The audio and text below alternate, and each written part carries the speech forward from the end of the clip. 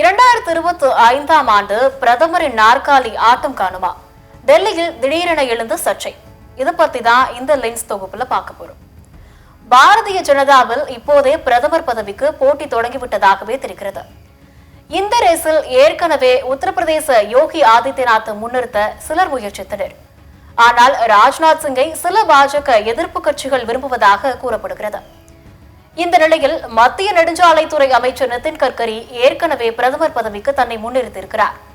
தற்போது மீண்டும் நிதின் கட்கரி தன்னை முன்னிலைப்படுத்தியிருக்கிறார். பிரதமர் மோடிக்கு கடந்த செப்டம்பர் மாதம் 17ஆம் தேதியன்று 74வது பிறந்த நாள் வந்தது. இதனையடுத்து பாஜகவில் பின்பற்றப்பட்ட நடைமுறைகளின்படி 70 வயதை கடந்த மோடி பிரதமர் பதவியிலிருந்து விலகுவாரா என்கின்ற கேள்வி எழுப்பப்பட்டது. பாஜகவை பொறுத்தவரை 75 வயதுக்கு மேல் உள்ளவர்கள் கட்சி பதவியில் அல்லது முக்கிய பதவி அளவில் இருக்கக்கூடாது என்று கூறப்படுகிறது. ஆனால் இது அந்த கட்சியில் உள்ள விதி அல்ல.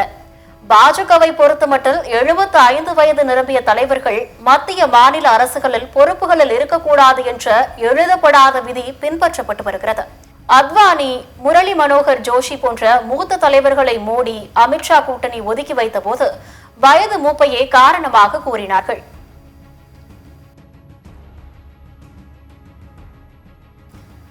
சர்ச்சைக்குரிய பாஜக தலைவர் சுப்பிரமணிய சாமி கூட தனது எக்ஸ் பக்கத்தில் பிரதமர் மோடி 2025ஆம் ஆண்டு செப்டம்பர் 17ஆம் தேதியன்று தனது 75வது பிறந்த நாளில் அரசியலில் இருந்து ஓய்வு பெறுவதாக அறிவிக்க வேண்டும். அவ்வாறு அறிவிக்கவில்லை என்றால் வேறு வழிகளில் அவர் தனது பிரதமர் நாற்காலியை இழக்கக்கூடும் என்று பதிவு செய்து பரபரப்பை ஏற்படுத்தினார்.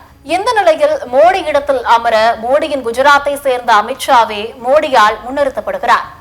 ஆனால் RSSின் செல்ல பிள்ளைகளாக உத்தரப்பிரதேச முதலமைச்சர் யோகி ஆதித்யநாத், RSS தலைமையிடமான நாக்பூரில் வளர்ந்த நிதின் கட்கரி ஆகியோரும் பிரதமர் ரேஸில் இருக்கின்றனர். மும்பை ஊடகம் ஒன்றுக்கு அளித்த பேட்டியில் பிரதமர் மோடிக்கு மாற்றாக இருப்பீர்களா என்ற கேள்விக்கு நிதின் கட்கரி பதிலளித்தார். அப்போது நான் எந்த ரேஸிலும் இல்லை, யாரிடமும் எதற்காகவும் சென்று பதவி கேட்கவில்லை, நான் எனது பணியை செய்து வருகிறேன், நான் இருக்கும் இடத்தில் நான் மகிழ்ச்சியாக இருக்கிறேன், மற்ற விஷயங்களை பற்றி பிரதமர் மோடியிடமோ அல்லது RSS அமைப்பிடமோ சென்று கேளுங்கள் என்று கூறியுள்ளார்.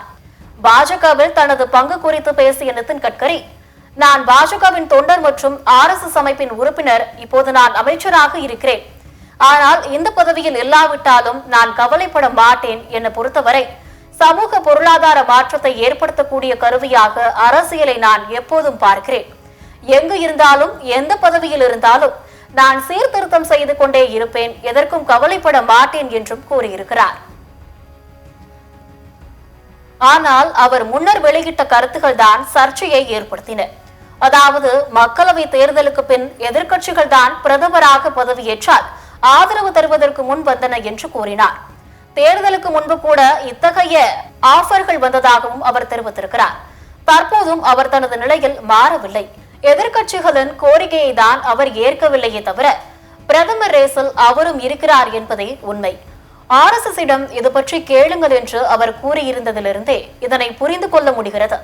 மோடி அடுத்த ஆண்டு செப்டம்பர் மாதம் பதவி விலக வேண்டும், இல்லையில் வேறு வழியில் அவர் தனது நாற்காலியை இழப்பார் என்று சுப்பிரமணிய சாமி கூறியதன் பொருள்தான் இப்போது டெல்லியில் மீண்டும் பெரிதாக விவாதிக்கப்பட்டு வருகிறது.